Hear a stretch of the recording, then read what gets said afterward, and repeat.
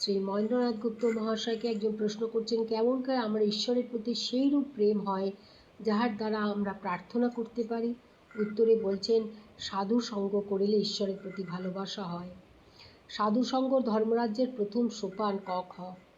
বুদ্ধি আধ্যাত্মিক তত্ত্ব ধারণ করতে অক্ষম। বিজ্ঞানবিদ ইন্দ্রিয় জ্ঞানের অনুসন্ধানে ব্যাপৃত। মানব বুদ্ধির সামান্য, অতি দুর্বল। কেবল বিশ্বাস ও প্রার্থনা, তাহার কৃপার উপর নির্ভর করো। তিনি সময় আমাদিগকে জানাইবেন। আমরা তাহার অধীনে, তিনি তো আমাদের অধীনে নন। তাহার দয়ে একান্ত প্রয়োজন।